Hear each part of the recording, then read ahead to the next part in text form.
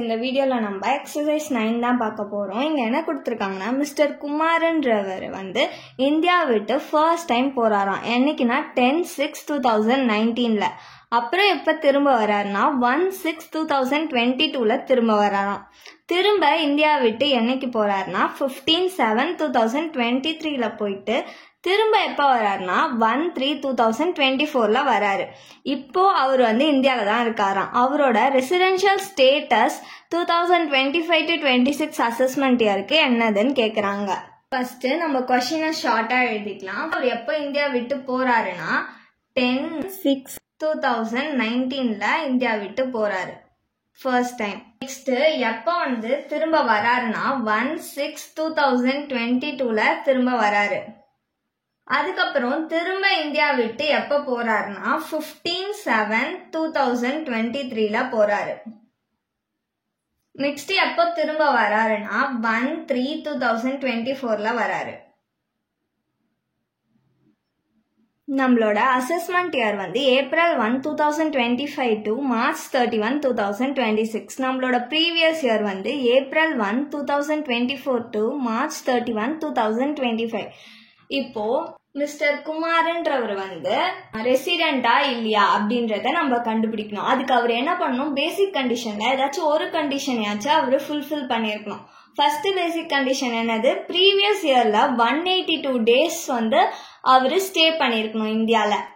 அவர் எப்போ இந்தியாவுக்கு திரும்ப வராரு, அவர் வந்து March 2024 வந்து வந்துடுறாரு. நம்மளோட ப்ரீவியஸ் இயர் எப்போ ஆரம்பிக்குது, April 1, 2024 தான் ஆரம்பிக்குது. அப்போ இந்த 1 இயர் ஃபுல்லாவுமே அவர் வந்து இந்தியாவில தான் இருந்திருக்காரு. 365 டேஸ் வந்து அவர் இந்தியாவில ஸ்டே பண்ணியிருக்காரு. நம்ம வந்து டேஸை கால்குலேட் பண்ணி காமிக்க வேணாம், ஏன்னா 1 இயர் ஃபுல்லாவுமே அவர் இங்க தானே இருந்திருக்காரு இந்தியால.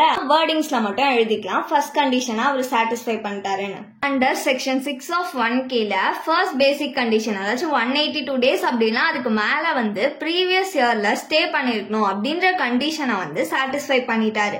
அதனால மிஸ்டர் குமார்ன்றவர் ரெசிடென்ட். இப்ப நம்ம ரெசிடென்டான்னு கண்டுபிடிச்சிட்டோம். நெக்ஸ்ட் என்ன பண்ணோம், இவர் வந்து ஆர்டினரிலி ரெசிடென்டா இல்ல நாட் ஆர்டினரிலி ரெசிடென்டான்னு கண்டுபிடிக்கணும். இவர் ஆர்டினரிலி ரெசிடென்ட்னா இவர் வந்து 2 அடிஷனல் கண்டிஷனையுமே அவர் ஃபுல்ஃபில் பண்ணிருக்கணும். ஃபர்ஸ்ட் அடிஷனல் கண்டிஷன் என்னது, 10 preceding previous yearல அவர் வந்து 2 years இந்தியால ஸ்டே பண்ணிருக்கணும்ன்றத April 1, 2014 இருந்து March 31, 2024 வரைக்கும் நம்மளுக்கு வந்து 10 preceding previous year. இதுல அவர் 2 years ஸ்டே பண்ணிருக்காருன்னு பார்க்கலாம். ஃபர்ஸ்ட் அவர் எப்போ இந்தியா விட்டு போறாருன்னா 2019 தான் போறாரு. அப்போ 2014 to 15 வரைக்கும் அவர் இந்தியால தான் இருந்திருக்காரு. So 365 days. நெக்ஸ்ட் 2015 to 16 அவர் வந்து இந்தியால தான் இருந்திருக்காரு 365 டேஸ். அப்போ 10 preceding previous yearல 2 years ஃபுல்லாவுமே அவர் வந்து இந்தியால தான் இருந்திருக்காரா. அப்போ அவர் வந்து ஃபர்ஸ்ட் அடிஷனல் கண்டிஷனை சாட்டிஸ்ஃபை பண்ணிட்டாரு. நெக்ஸ்ட் செகண்ட் அடிஷனல் கண்டிஷன் என்னது, 7 preceding previous yearல 730 டேஸ் வந்து அவர் ஸ்டே பண்ணிருக்கணுமா இந்தியால, ஸ்டே பண்ணிருக்காருன்னு பார்க்கலாம். 7 preceding previous yearனா April 1, 2017 இருந்து March 31, 2024 வரைக்கும் தான் நம்மளுக்கு 7 preceding previous year. இதுல அவர் வந்து ஃபர்ஸ்ட் டைம் எப்போ வந்து இந்தியா விட்டு போறாருன்னா 2019 போறாரு.